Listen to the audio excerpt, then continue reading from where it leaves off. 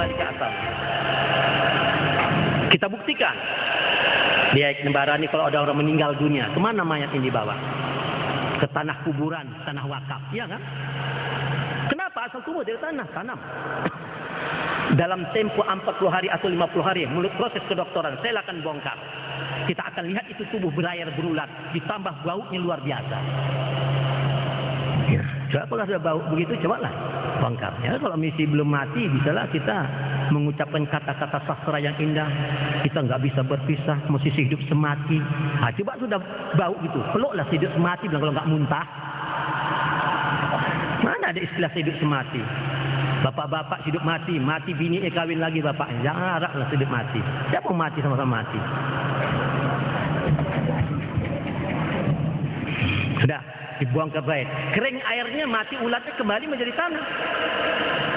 Nah, menjadi tanah. Habis.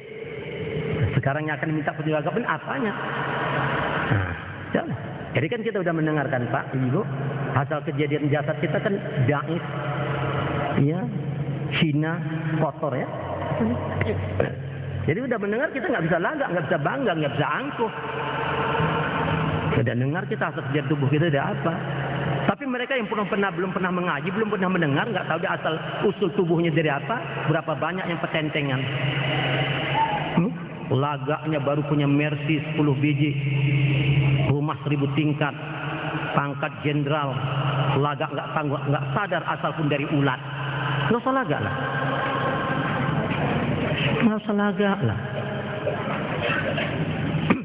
Ya. Ibu-ibu, bapak rahimakumullah. Bu, kita nggak percaya itu orang mati itu matanya mesti bagus. Percaya nggak?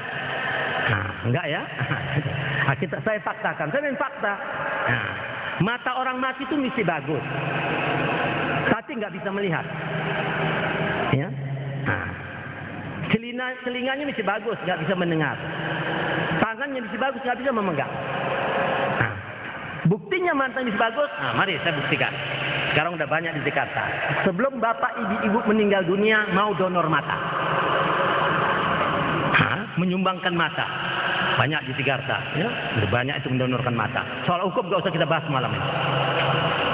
Ya, kami donor mata. Nah, kita amanahkan. Pak dokter itu biasanya dokternya 2, saksi 2. Pak dokter, saya akan sumbangkan, dermakan mata saya. Maka dia boleh akte apa ya, donor itu ditandatangani dokter, Pak. Sudah, ini amanah. Ya, itu sudah ada aktenya. Kemudian kita meninggal dunia, dapat informasi kepada dokter bahwa yang akte donor itu sudah meninggal. Diambil dokter ini, mayat dibawa ke rumah sakit, diambillah matanya dengan alat medis ya, plus ambil. Baru ditaruhkan kepada orang buta. Nah, taruhkan orang buta. Orang buta itu bisa melihat berapa banyak orang buta. Coba asal jangan udah rusaklah urat matanya. Nah, taruhkan itu. Ya, taruh kemana? Orang buta itu bisa melihat. Yang menjadi pertanyaan sama kita, yang melihat itu matanya apa manusianya? Saya tanya. Ya. Kalau orang mati tadi, jendelanya mesti bagus, matanya bagus. Manusia sudah keluar dari tempatnya. Kalau sudah keluar manusia daripada tempatnya seperti burung terbang dari sarangnya.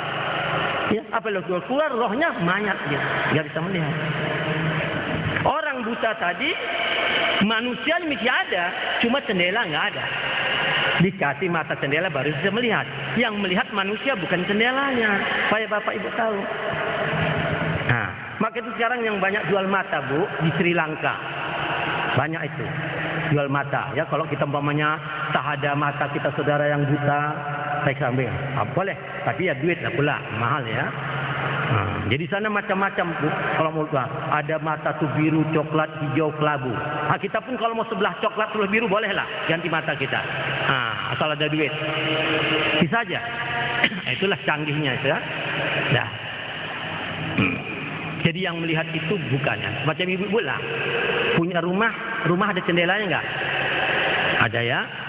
Yang melihat manusianya apa jendela rumah? Manusianya bukan jendelanya ya. Kalau jendelanya melihat, coba pulang tanya lagi. Jendela, ada orang lewat jendela. Enggak ya. Manusianya. Jadi manusianya ya tidak kita pelajari. Yang akan lillahi ini enggak benar. Yang kita pupuk sekarang tubuhnya, rumahnya. Ini akan bobrok. Ya, jadi cukup jelas para bapak dan ibu kejadian manusia. Jadi Bu, Pak, bahwa manusia ini dijadikan dari dua unsur, dua kejadian. Berarti manusia ini tubuhnya dua. Tubuhnya dua. Tubuh yang halus, tubuh yang kasar. Tubuh yang kasar dikatakan jasad manusia. Tubuh yang halus dikatakan roh manusia. Ya kan? Jasad manusia itu dikatakan diri yang zahir. Roh manusia dikatakan diri yang batin. Sesuai dengan Luqman 20, wa asbaha alaikum ni'amahu zahiratan wa batinatan. Allah mengkurniakan pada kamu ada diri zahir, diri batin, nikmat zahir, nikmat batin. Luqman 20, Al-Hadid ada 9 ayat. Tapi bukan batin, alirkan kepercayaan. Quran dan sunnah Rasul. Nabi juga mengatakan awalan wa akhiran zahiran wa batinan. Ya. Jadi jasad manusia tadi dikatakan diri apa tadi? Diri apa tadi? Diri zahir. Roh manusia dikatakan diri apa? Diri batin. Jadi diri kita pada dua ada zahir dan batin. Kalau diri zahir ini bekerja, berbuat dia, itu dikatakan amal syariat namanya. Ya, amal syariat. Kalau diri batin ini bekerja, berbuat, itu amal hakikat namanya. Jadi amal kita cuma dua macam kata Rasulullah, syariat dan hakikat. Kata Allah juga, as-syari'atu bila hakikatu atilah, wal hakikatu bila syari'atu batilah. Kalau bersyariat saja tanpa hakikat, atilah, kosong melompong, sia-sia, capek sajalah saban nadi perukuk sujud. Hakikat tanpa syariat batal, tidak sah. Bersyariat tanpa berhakikat, bertubuh tak bernyawa. Berhakikat tanpa syariat, bernyawa tak bertubuh. Kita ada tubuh dan nyawanya.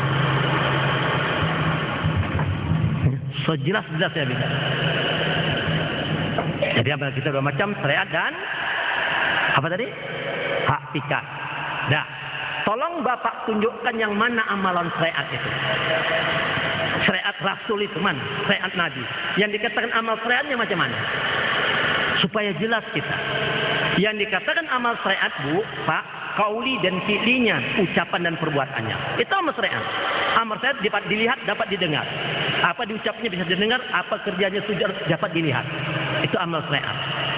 Jadi amal syariat itu ucapan dan perbuatan. Jadi kalau kita sembahyang baru pandai membaca, baru pandai berbuat, itu amal syariat. Amal zahir, amal luar namanya. Yang mana amal hakikat? Qalbinya, hatinya. Instruksi Allah dan Rasul, setiap kita memperhambakan diri beramaliyah, alat 3 macam, qalbi, qawli dan fi'li, hati, ucapan dan perbuatan.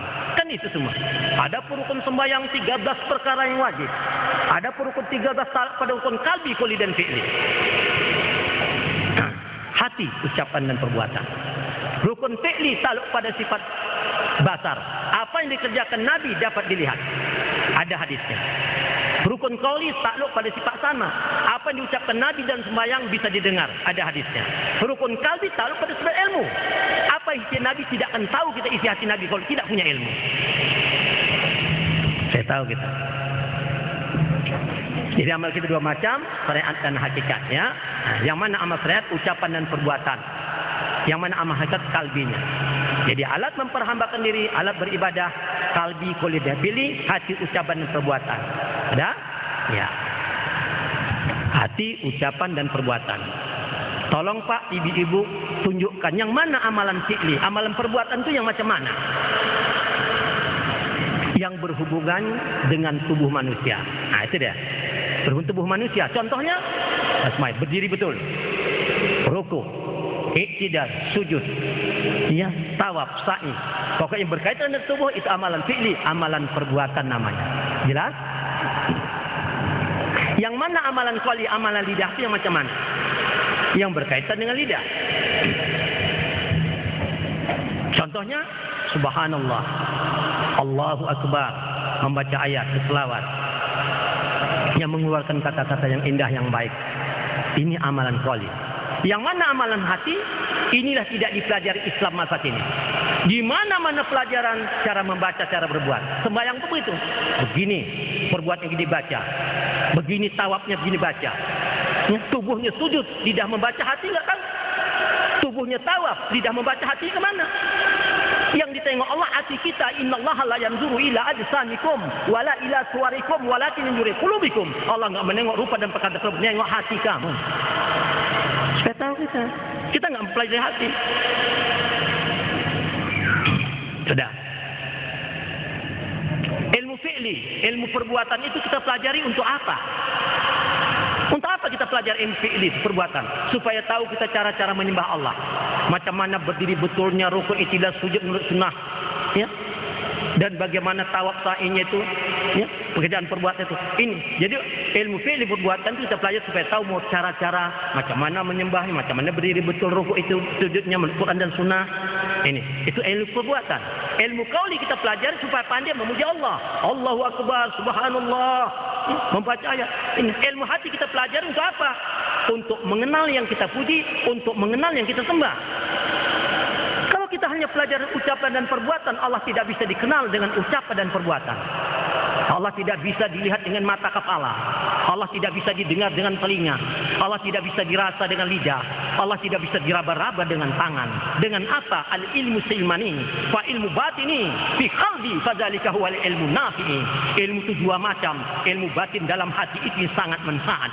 Apa manfaatnya? Maka jabal fuadu mara'a. Tidak dusta, tidak bohong apa yang dilihat mata hati. An-Najmi ayat 11. Mata hati. Tahu bapak-bapak, ibu-ibu mata hati? Ibu tahu mata hati? Mata hati itu apa? Kok bisa mengenal Allah? Kok bisa melihat yang lain? Apa itu mata hati? Coba saya contohkan. Saya ilmiahkan dulu ya. Kita kasih misal dulu. Nah, ibu-ibu coba atau besok nanti malam ibu coba jalan di bawah pokok kelapa sawit. Gelap tuh kan? Gelap nggak bu? Kelapa sawit kan? Gelap ya? Gelap. Ibu jalan lah situ. Begitu ibu jalan di bawah kelapa sawit yang gelap itu, begitu jalan lewat seekor ular, nampak nggak? Hah? Tidak nampak ya? Nampak? Ibu bisa nampak dalam gelap? Tidak, kan nggak nampak. Kenapa tidak bisa nampak? Kena gelap. Begitulah batas kemampuan mata kepala. Setelah kita bertengah. Nah, kemudian jalan lagi di bawah sawit. Bawa jalan bawah sawit, bawa senter. Begitu jalan kita lewat seekor ular. Kita senter. Nampak enggak? Nampak. Kenapa bisa nampak? Karena ada cahaya. Yang menampakkan mata kepala apa cahaya? Cahaya. Kenapa kita enggak kenal Allah? Hati kita tidak bercahaya. Jadi apa itu mata hati? Apaman sarahallahu sadarul Islam bahwa la nurin mirabdihi. Apabila Islam ditanamkan dalam dada dan hatimu, tidak lain itu nur daripada Tuhan kamu. Al-Jum'ah 22 An-Nur, banyak ada 7 ayat. Mata nur Allah pernah kita tahu nggak? Pernah kita tidak pernah mempelajari hati. Yang kita pernah lihat nur Laila, nur Hafni, nur Aini. Akibat umat Islam pada saat ini tidak mempelajari soal hati, maka intrusi Allah. Wa fi anfusikum afala tubsirun. Coba dalam diri kamu introspeksi, tengok ke dalam. Al-Zariyat ayat 21. Hati. Bu, Pak. Di dalam kehidupan dalam dunia ini, hati ini membawa peranan penting. Disebabkan hati kita bisa pecah belah. Disebabkan hati kita bisa menegakkan kesatuan dan persatuan. Disebab hati kita bisa menyinggung manusia tukang fitnah, tukang caci, munafik, menyalah-nyalakan orang padahal dia sesat. Disebabkan hati kita bisa menjadi manusia berakhlak kalimah, akhlak yang mulia, bersopan santun, budi yang luhur. Disebabkan hati kita masuk neraka jahanam. Disebabkan hati kita bisa masuk jannatun naim. Begitu peranan hati. Kalau gitu peranan hati, ada apa sebenarnya dalam hati itu? Kok begitu dahsyat paranannya? Ada apa? Tanya Allah, Al-Baqarah ayat 10. Fi qulubihim maradun. Dalam hati mereka itu ada penyakit. Penyakit. Penyakit apa? Banyak 6.666 ayat Quranul Karim. 6.666 urat di tubuh manusia yang telah diproses oleh kedokteran. 6.666 penyakit dalam hati manusia. Bukan sedikit. Penyakit yang paling bahaya, hawa nafsu, iblis, setan, kasih ke dunia, loba, tamak, rakus dan bahil, pemarah, bengis, dendam, kesuman, hasad, dengki, fitnah, munafik, ujub, ria, iri, cemburu dan pengkhianat, lalai, lupa, jahil, murakab. Itu bahaya. Kita biarkan penyakit itu. Sambungan ayat, fazadahumullahu marada, ditambah Allah itu penyakit.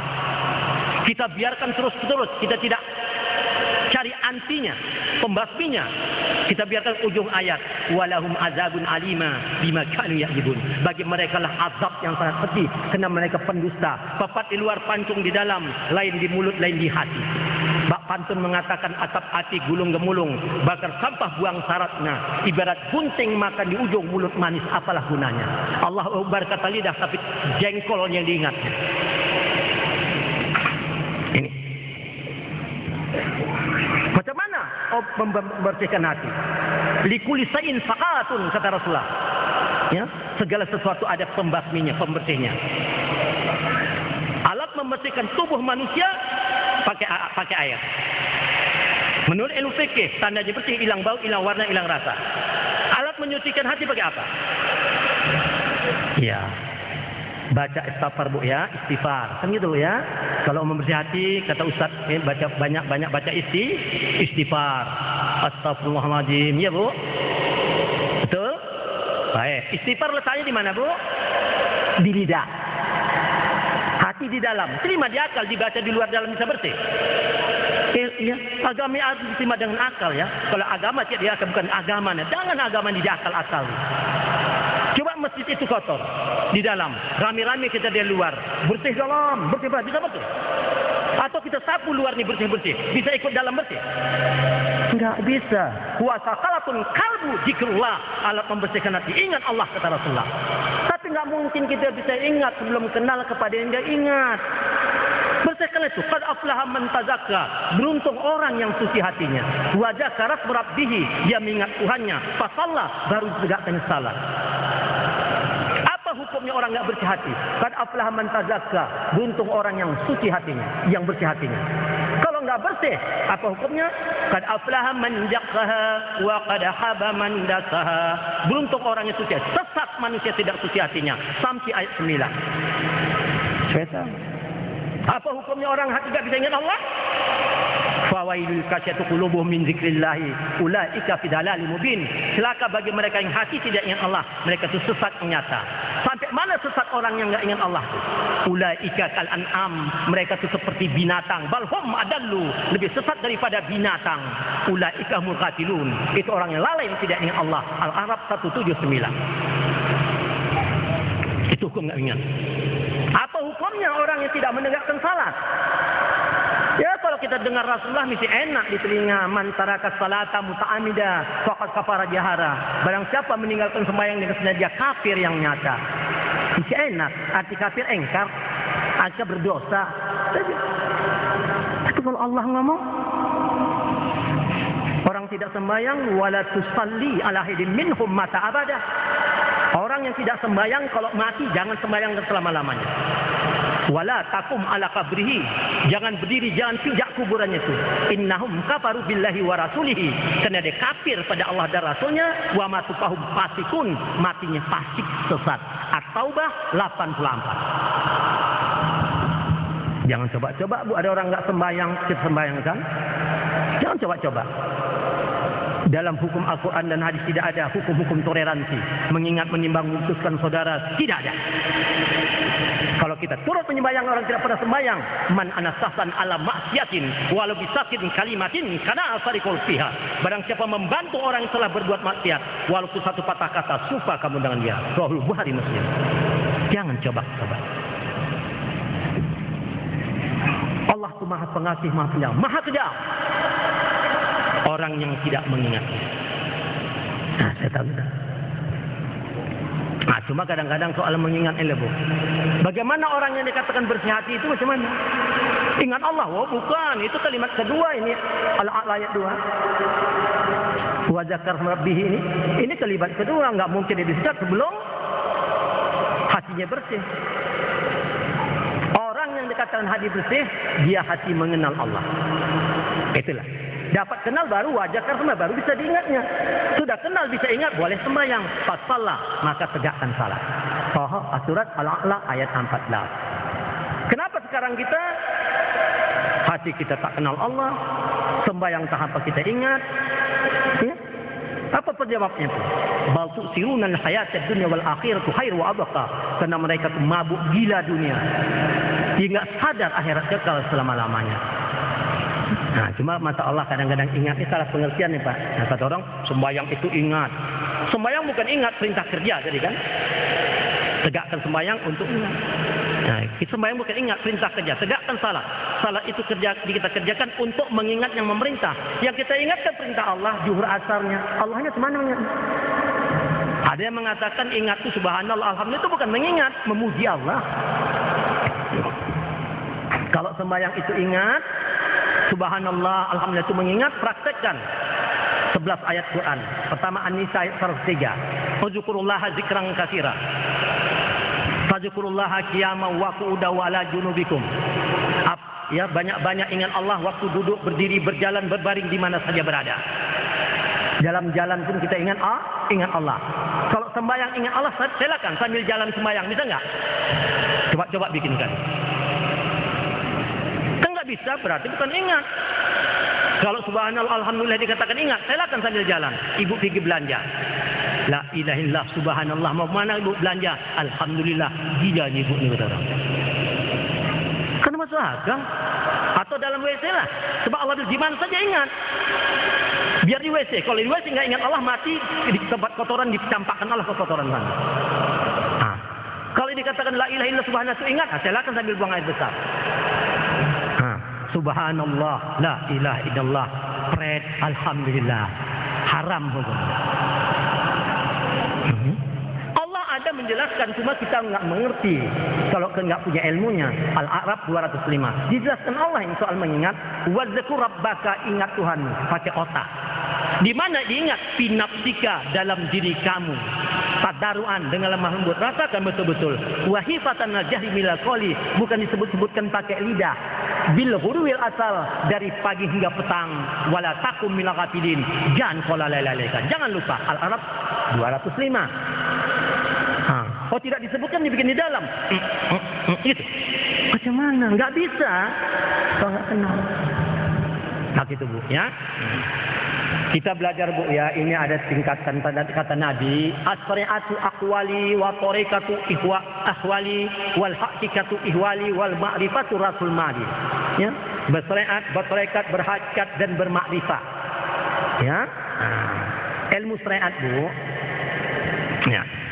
Ilmu syariat kita pelajari yang berhubungan dengan ucapan dan perbuatan. Kemana saja ibu belajar syariat Islam, ke Mesir, ke Madinah, ya, hanya diajarkan ucapan dan perbuatan. Pulang ke Semali, hukum ucapan dan perbuatan tidak ada. Jangan berbuat begini, tidak boleh. Berbuat yang bagus. Ucapannya, jangan berbuat, jangan bicara begini, bicara yang bagus.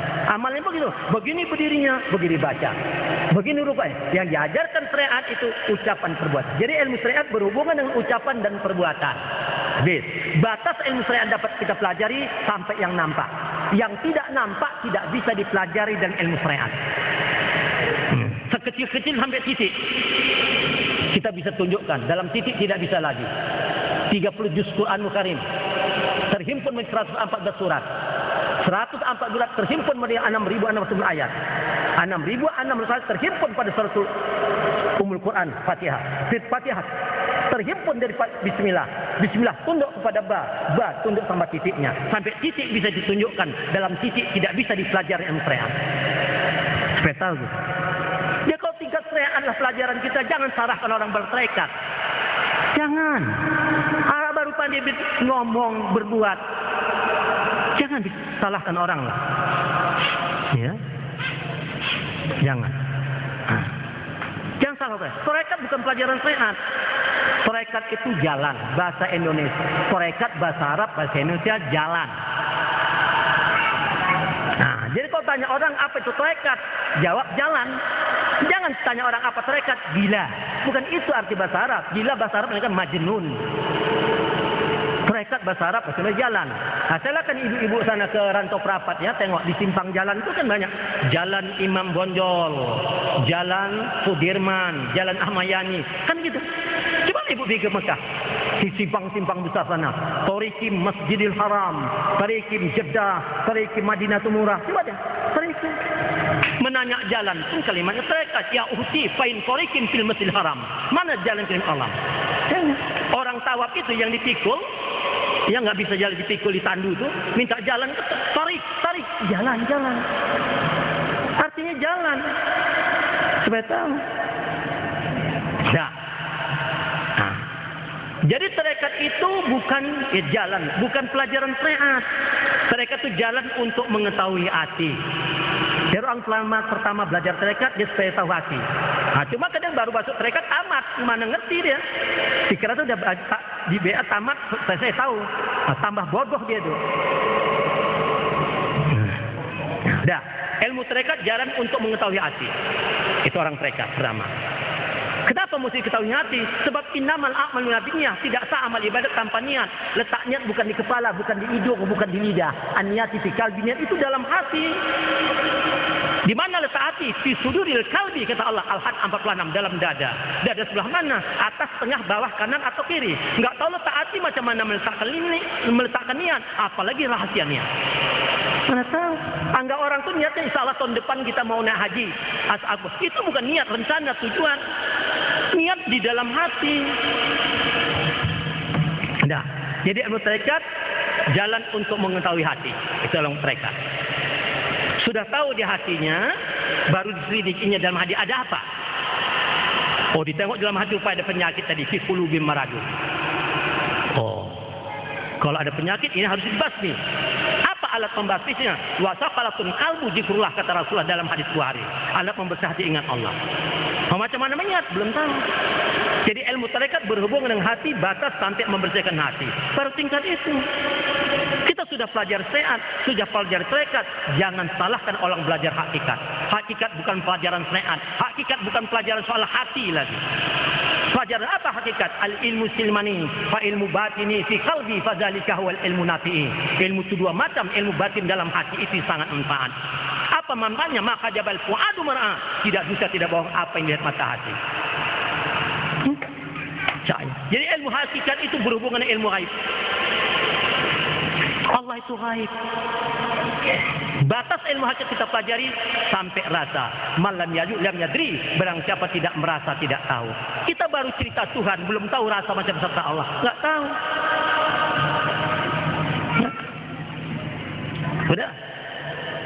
Sudah pelajar syariat, sudah pelajar tarekat, sudah pelajar hakikat, jangan salahkan orang belajar makrifah. Kita belum sampai situ, itu tinggi. Makrifah bukan pelajaran syariat, makrifah bukan pelajaran tarekat soal hati, ya. Makrifah bukan pelajaran soal hakikat lagi. Tapi makrifah dia kata Rabbu Rabbi Birabbi.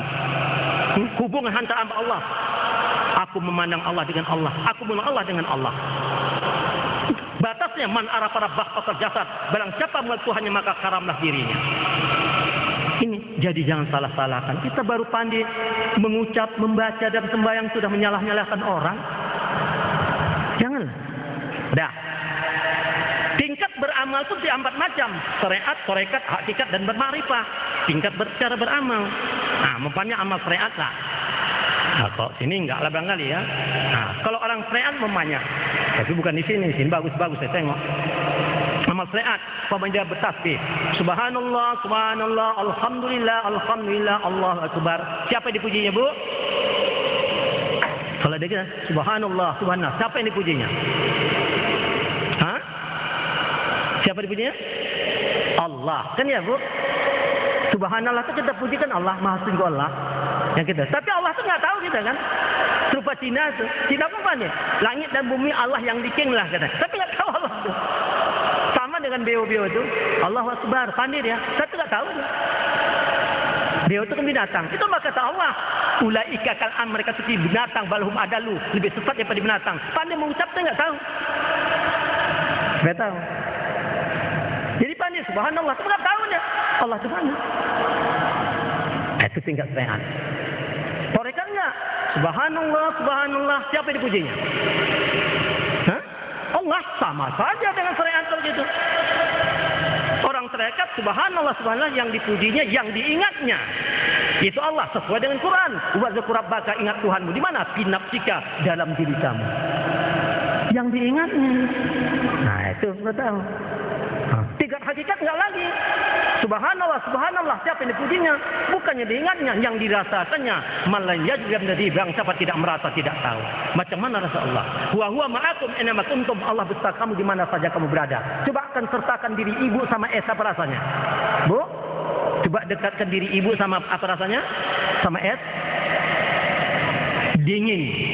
Coba sertakan diri bapak sama api, apa rasanya? Panas. Coba sertakan diri bapak, ibu-ibu sama Allah, apa rasanya? Itu yang tak tahu aku. Macam mana mau tahu? Coba. Itu tingkat hakikat. Dirasa. Tingkat ma'rifah bukan lagi subhanallah, subhanallah. Siapa yang dipujinya? Bukannya diingatnya, bukan dirasakannya. Antas hada Allah ilah, yang disaksikannya. Begitu jelas dan terang.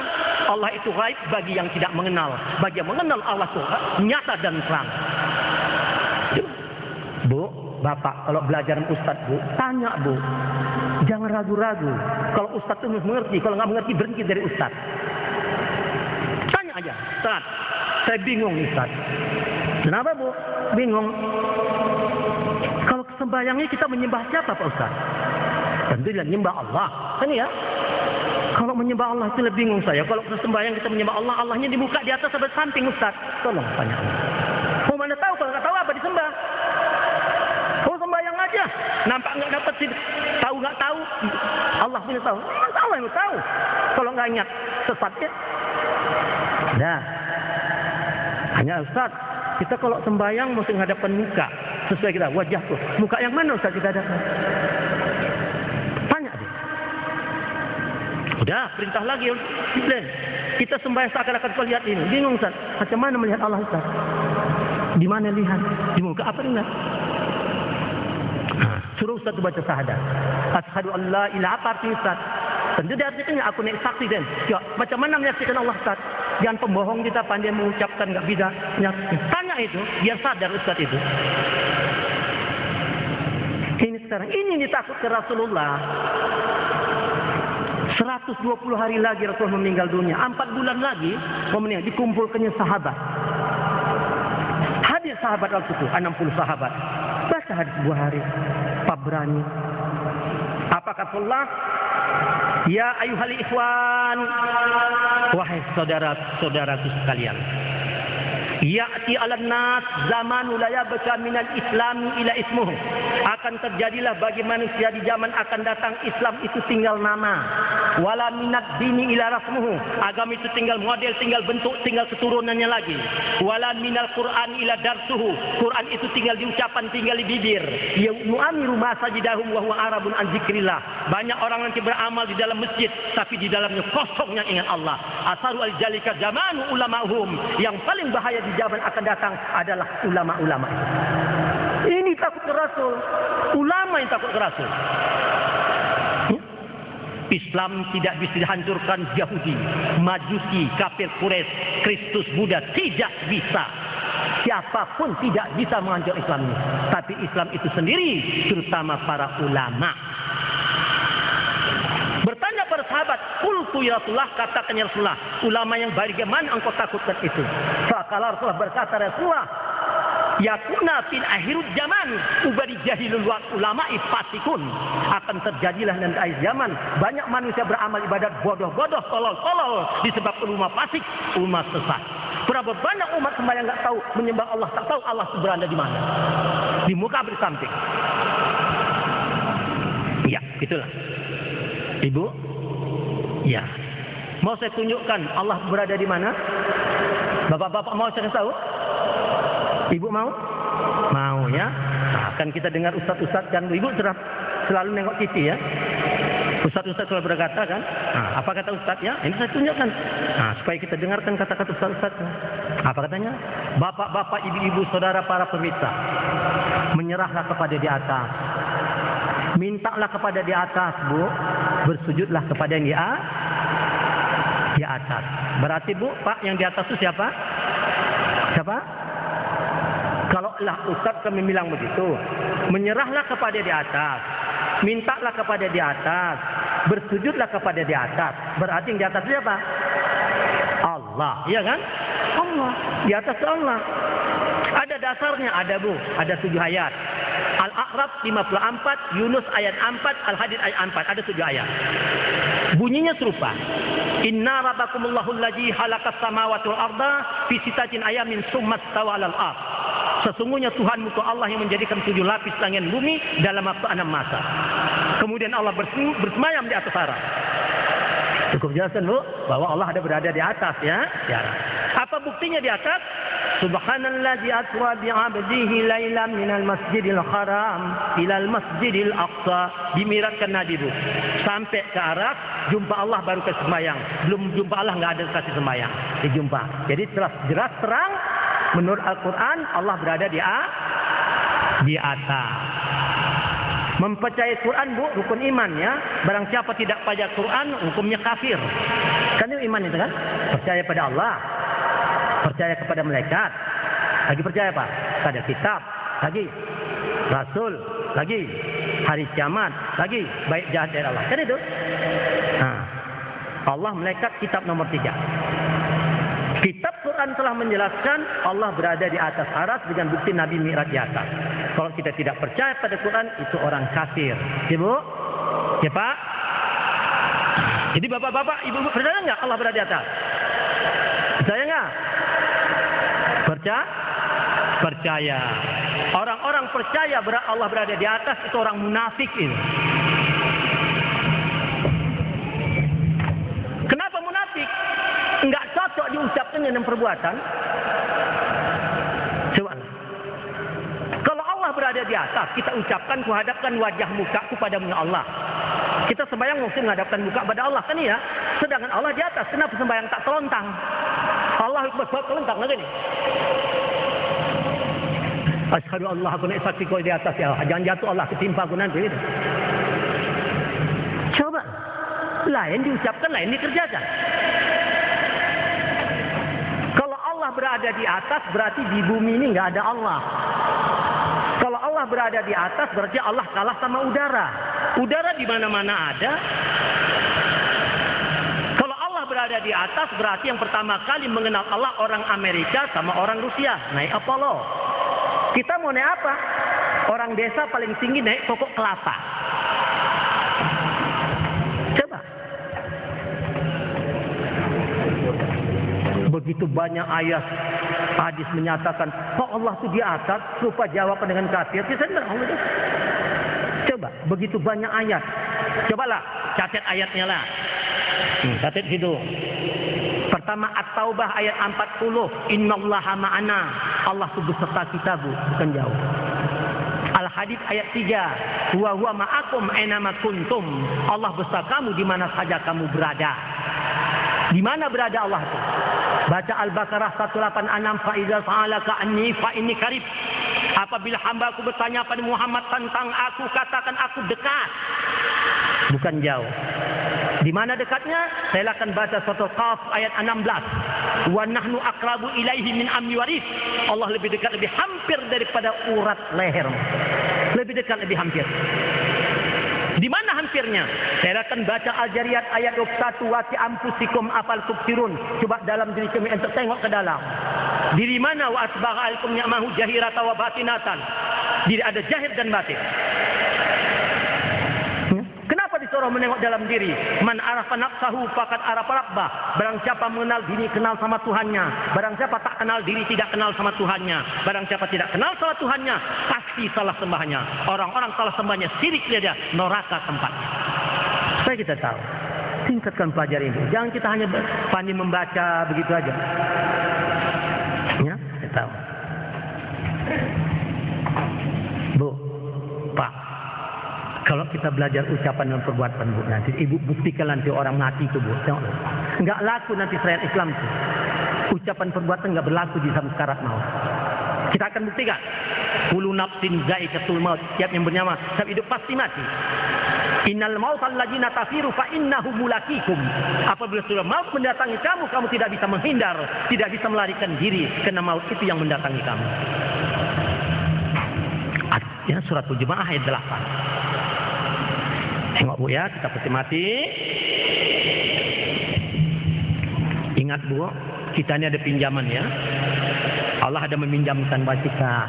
Ada 7 macam pinjaman. Ya. Pinjaman itu masih diambil kembali, dimintanya balik, ditariknya balik itu nanti. Mana pinjaman? Ada 7 macam. Itulah dikatakan sifat makni bagi Allah Ta'ala ada 7 sifat. 7 sifat. Pertama, hayat, ilmu, iradat, kodrat, sama, basar, dan kalam. Hayat artinya hidup. Kita ini hidup yang dihidupkan. Bukan hidup sendiri. Fala yanfa'ul jasad bila ruhi. Tidak hidup tubuh tanpa nyawa. Takkan hidup nyawa tanpa Allah. Kita mempunyai ilmu, diberikan ilmu. Ya. Iradat pengenalan, kita dapat mengenal sesuatu karena diberikan pengenalan. Kodrat, kita mempunyai kekuatan karena diberi kekuatan. Sama, kita bisa mendengar karena didengarkan. Basar, kita bisa melihat karena dilihatkan. Kalam, pandai berkata-kata karena dikata-katakan. Kesemuanya ini kepunyaan Allah, dipinjamkan sama kita. Setiap barang pinjaman mesti kembali kepada yang punya ya. Pasti ambilnya kapan diambilnya? Nanti di alam sekarat maut. Tahu ibu-ibu dia katakan sekarat maut? Yang dikatakan sekarat maut itu dibilangkan hidup sudah tidak bisa apa-apa. Diteteskan air pun sudah tidak tertelan. Dibilangkan mati, nafas tidak ada. Itu sekarat maut. Dengar itu. Nah, kita buktikan nanti kalau kita separuh-separuh saja ucapan perbuatan belajar Islam. Tengok. Telentanglah ayah kita di alam sekarat maut. Telentang.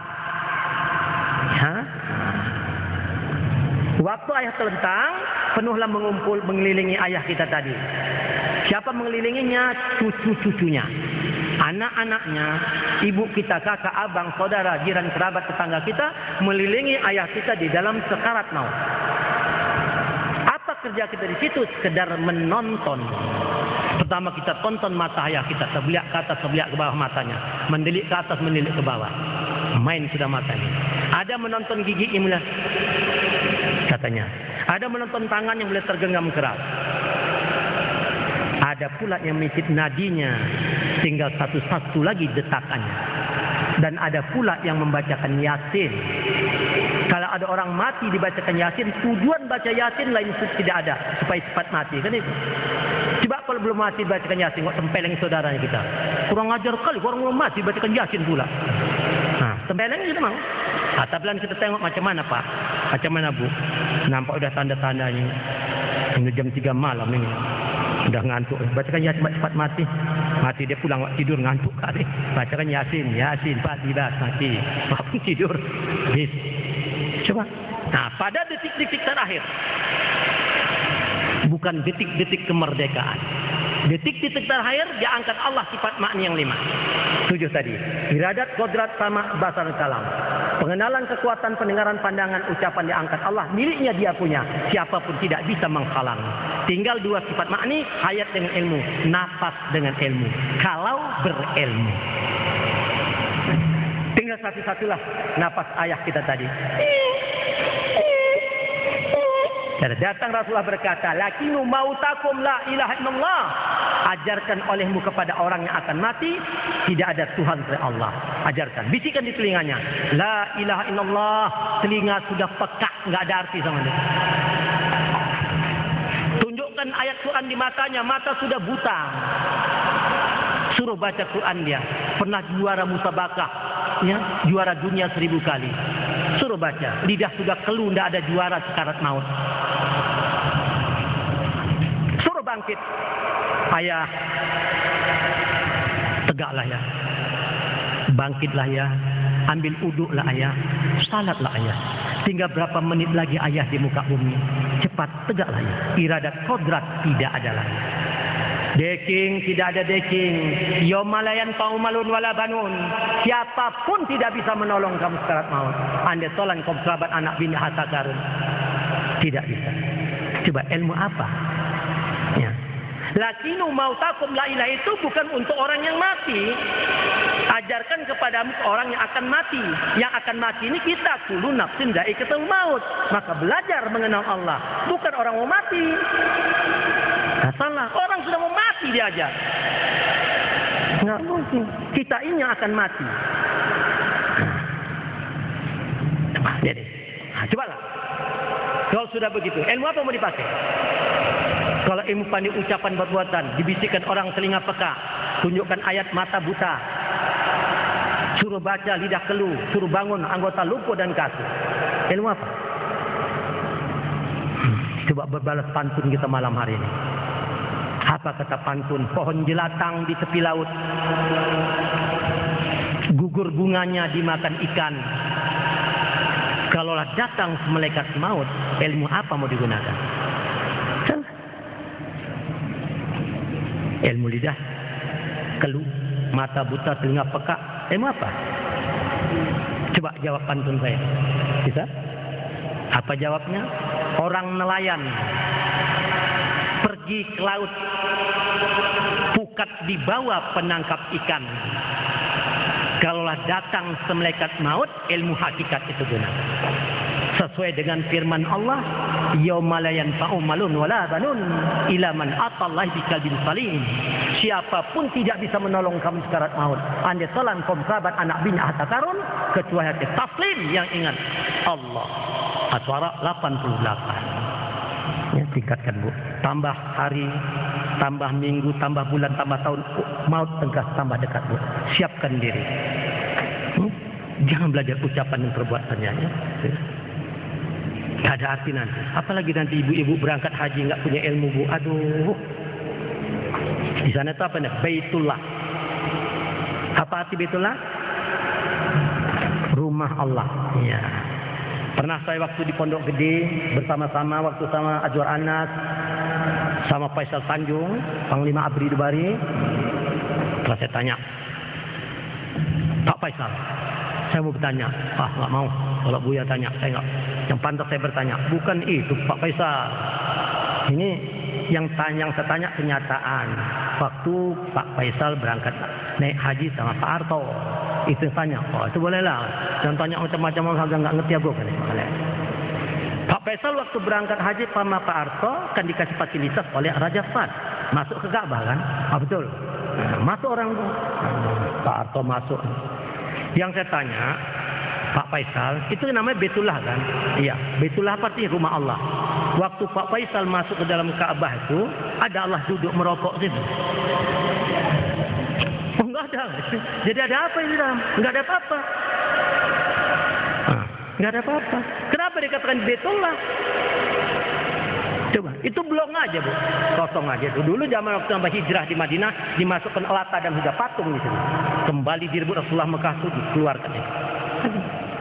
Coba kalau itulah rumah Allah, berpikirlah kita. Yang membangun Ka'bah itu siapa? Manusia. Ya, gotorongnya baik. Masa rumah Allah manusia yang bikin kecil kali, sempit kali rumah Allah. Kenapa dikatakan itu Baitullah? Berdiri Adam 40 tahun kita bertobat. Waktu tidak ada sembahyang, ingat. Sambil berdoa, Rabbana zalamna anfusana wa illam taghfir lana wa tarhamna lanakunanna. Ya Allah, ampunilah. Aku telah menjalini diriku ya Allah. Jika Engkau tidak ampuni aku menjadi manusia merugi nanti. Berikanlah rahmat. 40 tahun. Di situ dibangun Ka'bah. Maka itu dikatakan Baitullah bukan rumah Allah, tempat mengingat Allah. Jadi kalau nggak ingat, innamal musyrikuna najasun fala yaqrabul masjidil haram. Sesungguhnya orang yang musyrik hati tidak ingat Allah itu najasun, najis kotor, diharamkan menghampirinya. Di luar aja Arab, apalagi masuk ke dalamnya. Tidak boleh. Supaya tahu kita. Jadi maka itu ada hadis berkatakan nanti di akhir zaman Ka'bah itu banyak yang tawaf binatang-binatang. Kita bingung belum punya ilmu. Dari mana pula binatang bisa masuk? Sedang itu pintu-pintu dijaga ketat. Tuhan sudah punya ilmu baru kita tahu. Ulaika kal an'am. Mereka itu seperti binatang, balhum adallu, lebih sesat daripada binatang. Ulaika mughafilun. Itu orang lain yang tidak ingat Allah. Al-Arab banyak yang binatang. Tanya. Coba ibu-ibu di Arafah, apa kata muasasah ketua kloter? Ukuf di Arafah apa ibu kerjakan? Banyak majak baca Quran bu ya. Cobalah. Kalau nanti tanya Ustaz, surat apa, hadis apa, perintah Allah kalau ukuf di Arafah baca Quran? 14 ayat dalam Quran itu. Pertama Al-Baqarah ayat 200 saja tengok. Faiza qaditum manasikum fadzkurullaha katsira. Apabila kamu melaksanakan haji, banyak-banyak ingat Allah. Macam mana bisa ingat belum kenal?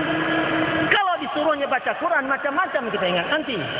Dibaca Tabat teringat Abu Lahab, baca Amtalah tentara gajah. Dibaca surah Al-Maidah diharamkan atas kamu makan darah, diharamkan atas kamu makan bangkai, diharamkan atas kamu makan daging babi, sepandang awak muncung babi dirapahkan. Arti ukuf itu apa? Berhenti. Apa diberhentikan? Inna sama awal basar wafat. Hentikan ingatan pandang pendengaran. Itulah. Ingat Allah. Hentikan ingat pandangan. Itu ukuf. Berhentikan. Ingat pada Allah. Kalau enggak ingat, ma'amila ibnu Adam amalan anjam min ajabillah min zikrillah. Apapun amalan Adam tidak diterima. Dia tidak dapat melepas ajab Allah kecuali ingat Allah. Enggak diterima. Habis masuk kita haji mabrur, dia jadi mabur.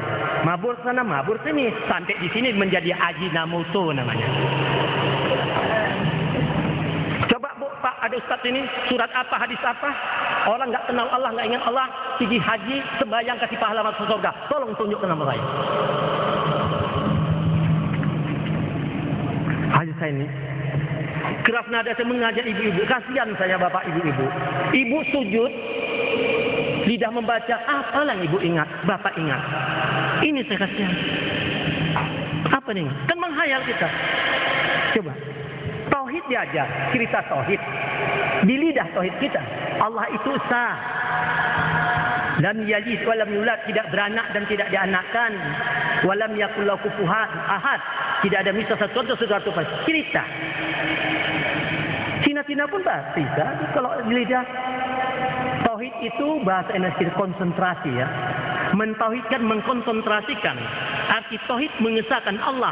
Arti esa jangan duakan Allah. Satukan. Apa disatukan? Perintah Allah 7 ayat Isra 36. Inna sama wal basar. Satukan ingatan pandang pendengaran. Itu tauhid. Kemana disatukan? Kepada Allah. Di mana tempat menyatukannya? Kalbul mukminin baitullah, hati orang itu rumah Allah. Macam mana cara menyatukannya? Mutu gabla anta mautu, coba matikan dirimu sebelum engkau mati. Apa yang dimatikan? Coba matikan ingatan pandang pendengaran. Kalau enggak punya ilmu dimatikan ingatan, apa mau diingat? Dimatikan pandangan, apa mau dipandang? Dimatikan pendengaran, apa mau didengar? Itu tauhid. Jelas. Bu, yang terakhir sampai ya, setengah 12. Jam 10 sudah 1,5 jam. Ibu-ibu capek belum? Ibu-ibu capek belum? Nggak jawab ya, tapi kalau capek saya tutup aja ya. Bapak-bapak sudah capek belum? Masih sanggup mendengarnya?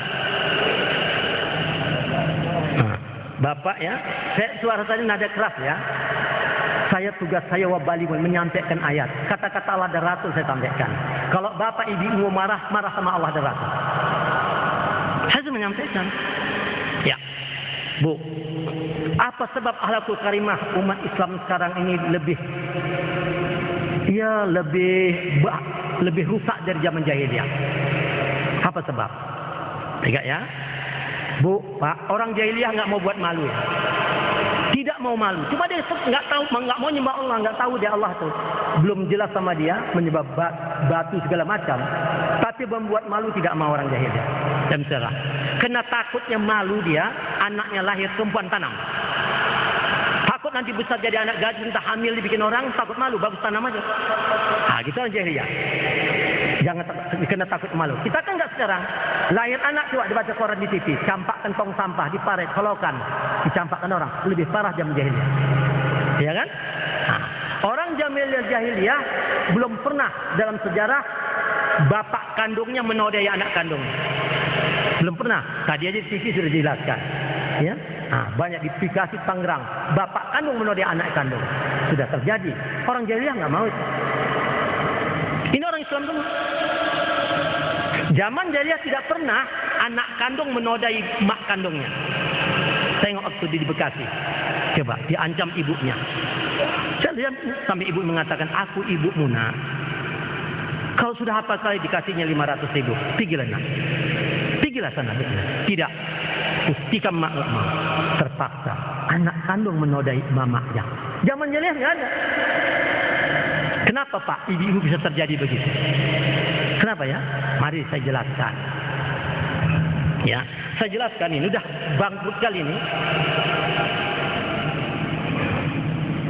Tadi dalam Quran surat Az-Zumar ayat 22 tadi ya. Fawailil kasiyatu qulubuhum min dzikrillahi ulaika fi dalalin mubin. Celaka bagi mereka yang hati tidak ingat Allah, mereka sesatnya nyata. Orang yang ingat Allah itu gugat Allah, sesatnya nyata. Dalalah sesat mubin nyata. Kalau sudah sesat sampai mana sesat orang itu? Jelaskan Al-A'raf 179 tadi kan. Ulaika kal an'am, mereka itu seperti binatang, balhum adalu, lebih sesat daripada binatang. Ulaika humul ghafilun, itu orang yang lalai tidak ingat Allah. Ya. Nah, yang enggak ingatlah lebih sesat dari binatang. Yang ingat Allah itu hamba Allah. Ana ma'abdi mazakarni, aku berserta dengan hamba aku ingat aku kata Allah. Jadi enggak ingat itu lebih sesat daripada binatang. Binatang kita bilang. Coba Bu ya. Suami istri sekarang. Suami istri. Istrinya sudah belajar, sudah bisa kenal mengingat Allah. Suaminya belum. Waktu di seksual bersama berarti si istri dikerjai binatang. Nah, sekarang lakinya pula sudah bisa ingat Allah, sudah kenal Allah. Istrinya belum. Waktu dia sama berarti suami mengerjai binatang.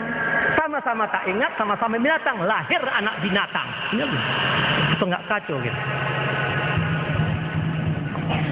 Quran memilah. Begitulah hancurnya. Jadi ini semua ulama menghancurkan ini. Sampai Rasulullah bersumpah, "Wallazi nafsi Muhammadin biyadihi la taftariqu ummatin ala salasin wa sab'ina firqah." Demi Allah, nyawaku di tangan Tuhan. Setelah nanti aku tidak ada, umatku akan berpecah-pecah bergolong-golong menjadi 73 golongan, 73 firqah. Fawaidatun fil jannah, hanya satu golongan saja masuk ke surga. Wasintani wasabauna finnar, yang 72 bulat-bulat masuk neraka. Waman hum fil jannati ya Rasulullah. Siapa yang mereka yang masuk surga ya Rasulullah? Qala ahli sunnah wal jamaah. Ya saya nggak bisa jabarkan lagi, panjang nanti ya sudah. Ya. Jadi Islam sudah pecah Bu. Sudah 73 golongan. Tengok di Indonesia berapa banyak Islam. Islam kaum muda, Islam kaum tua, mengaku Islam Muhammadiyah Muhammad, tapi tak pernah kenal Allah. Ya? Islam jamaah, Islam engkarat sunnah, Islam Ahmadiyah Kudiyah, Islam Darul Arkam, Islam Jaulah, Islam Sunni, Islam Syiah, Islam lonjong, Islam cebol, Islam gundul, macam-macam Islam di Indonesia. Coba sampai partai Islam sekarang 26 partai, pecah Islam. Baca surah Anfal, An-Nahl, coba baca. Kamu tidak bisa bersatu, kata Allah. Walaupun kau habiskan hartamu sebanyak langit, habiskan harta sebanyak bumi, nggak bisa bersatu. Hanya aku nanti menyatukan bila hati hamba-hambaku sudah mengingat aku. Nggak usah, kalau sudah satu hati sama-sama mengenai Allah, disatukan Allah. Tapi bukan mudah orang yang Allah tuh, bukan sikit ya. Orang yang Allah tuh, kalau sikit bahasa Arab kalil, sikit. Ini bukan kalil, wa kalilum min ibadat syakur. Sangat sedikit sekali hambaku yang bisa bersyukur dengan Allah tuh. Sahabat 13 bisa dihitung. Ya, nah, pecah Islam. Berantakan Islamnya, pecah. Nah, inilah, ini sebabnya maka berantakan. Kadang-kadang, ya, yang sama-sama nggak ingat sama binatang, lahir anak binatang. Bahkan kadang-kadang yang menikahkan pun binatang. Nggak ingat ya kan? Nggak kenal Allah. Nah ya, binatang. Itulah parahnya. Apakah itu bapak dan ibu-ibu? Kalau kita sudah punya anak gadis umur anak perempuan umur 10 tahun, ya nanti mungkin 20 tahun dapat pertemuan, ya. Nah, kalau ijab kabulnya itu hanya 7 kalimat, mudah ngapalnya. Mudah ngapal. Jangan nikahkan anak sama orang, kita langsung. Kalau ijab kabulnya itu kan cuma 37 macam saja itu bicaranya itu. Nah, perhatikanlah ya. Nah, dihafal. Kalau udah anak kita 10 tahun umurnya, dia sampai 20 tahun dan kemudiannya, masa 10 tahun nggak bisa ngapal. 10 tahun nggak terapal, 7 macam saja. Bapaknya anak kita Fatimah, minantu kita yang akan kita nikahkan Ali umpamanya. Coba 7 kalimat saja. Ali, 1. Kunikahkan engkau. 2. Dengan anakku. 3. Siti Fatimah. 4. Mas kawinnya 5. 100.000 rupiah. 6. Tunai 7. 10 tahun nggak terapal. Yang parah lah pula. Kalau ijab kabul 10 tahun tak terapal. Ya Allah ya Rabbi. Soal taklid nikah doa kita serahkan sama P3 antai. Dia kan pegawai pencatatnya. Serahkan.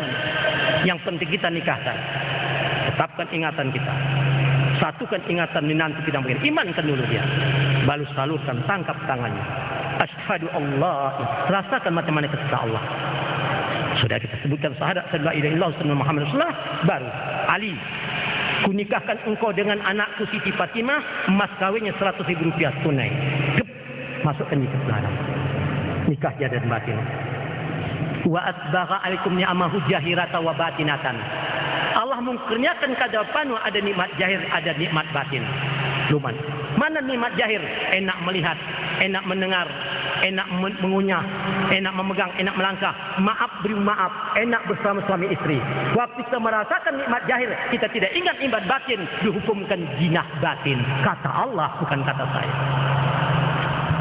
Begitulah kemunduran Islam ini sekarang. Ya, tinggal ucapan dan perbuatan, hakikat Islam tidak.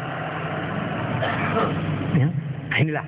Nah, jadi hasilnya saya ucapkan pada bapak ibu, peringatan Maulid ini kita akan meniru contoh Rasulullah. Tirulah perbuatan Rasulullah itu. Ya, saya rasa sampai sini. Carilah dunia di dalam dunia, Bu. Di dalam dunia ini, Pak, ada akhirat. Carilah akhirat di dalam dunia. Di dalam akhirat dunia tidak ada lagi. Ngerti kira-kira? Kita mencari dunia dalam dunia inilah. Di dalam dunia ini ada akhirat. Maka kita cari akhirat ini dalam dunia. Di dalam akhirat dunia tidak lagi. Ya? Nah, ya. Yang terakhir, Bu. Nah, yang tadi ini kita cara Ibu beramal dulu. Amal kita, Bu, bukan banyak-banyak ya. Bukan banyak-banyak. Pertama, ingat Allah. Kedua, puji Allah dan Rasul. Ketiga, doa. Keempat, kerjakan. Lain tidak ada. Sembayang begitu, haji begitu, tetap. Nah, sembayang juga. Pertama, ingat dulu. Kalau bisa kenal Allah, ingat. Sebab tujuan sembayang, wa aqimi saja kita ingat. Tidak ingat. Pertama ingat. Kedua, puji Allah dan Rasul. Macam mana? Allahu Akbar. Sami Allahu liman hamidah. Puji Allah. Baru puji Rasul. Allahumma salli ala Muhammad wa ali Muhammad. Kama shallaita ala Ibrahim wa ala Ibrahim. Dan puji Rasul. Ingat Allah, puji Allah dan Rasul. Ketiga, doa. Ya, rukuk dan sujud, puji dan doa. Ya. Subhanakallahumma rabbana wa bihamdika Allahumma ighfirli. Pujinya subhanakallahumma, maha suci Engkau ya Allah. Doanya Rabbana, ya Allah Tuhan kami, individu ya Allah Tuhan. Puji lagi, wa bihamdika, segala puji bagi Engkau. Doa lagi, Allahumma ighfirli, ampunkan aku ya. Ampun. Duduk antara sujud itu doa mutlak yang perintahkan Jibril pada Muhammad. 8 kalimat. Rasulullah di pintu gerbang Multajam dibacanya. 8 kalimat. Ini doa mutlak. Barang siapa dapat membaca duduk antara 4 kalimat itu, pandang ingat hatinya kepada Allah, wa mimad dabbatin fil ardi Allahi ridha. Tidak ada hambaku yang di dunia ini urusan dunia yang tidak kuselesaikan, dan kubuka tersenati pintu gerbang rezeki pada dia. Rizquha al-ankabut. Ya, mana yang 8? Rabbir firli warhamni wajburni warfa'ni warjukni wahdini wa'afini wa'fu anni. Pertama, Rabbir firli, ya Allah ampunilah aku. Warhamni, kasihanilah aku. Wajburni, cukupilah segala kekuranganku. Warfa'ni, angkatlah derajatku. Warju'ni, berilah rezekiku. Wahdini, tunjuki aku ya Allah. Wa'afini, afiat kesehatan ya Allah. Wa'fu'anni, maafkan aku senantiasa. Mau apa kita lagi? Coba kita nggak pelajari, kita bantu jam sembahyang. Allah itu merepet aja. Coba, ada yang kita rasakan, ada yang kita pandang. Kalau kita mau minta sama Allah, Bu, jumpai Allah. Kita tadi amat kemana sih yang mau minta? Jelas terang, baru Rabbi Fili, ampunkan aku yang. Ya, itulah. Itu amal. Ingat Allah, puji Allah dan Rasul, doa dan kerjakan. Haji pun begitu. Puji Allah. Wallahu subhanallah walhamdulillah. Ingat dulu, hati diminta pertanggungjawaban. Hati kalau dipilih, hati kita mengingat karena Allah. Lidahnya memuji Allah, anggota berputar. Ini lidah membaca. Ya, Anda hati ke mana? Tak ingat. Haji lagi. Putus kita. Ya, dah. Kita panggil Pak Haji itu berdoa tempat kita. Tolonglah berdoa sama mengirim arwah. Sedangkan Pak Haji tak ingat. Yang tidak ingat kata Allah lebih besar dari binatang. Binatang berdoa mana sampai. Yang menyampaikan kepala doa ini kan Allah. Kita nggak ingat Allah, siapa menyampaikan? Ini saja. Saya rasa sampai di sini. Sekian dan terima kasih. Lebih kurang mak dan batin. Saya sekedar menyampaikan Allah supaya kita dapat mengerti dalam agama Islam ini. Ya, saya ulangi lagi. Saya mohon maaf dan batin. Sekian dan terima kasih. Wassalamualaikum warahmatullahi wabarakatuh.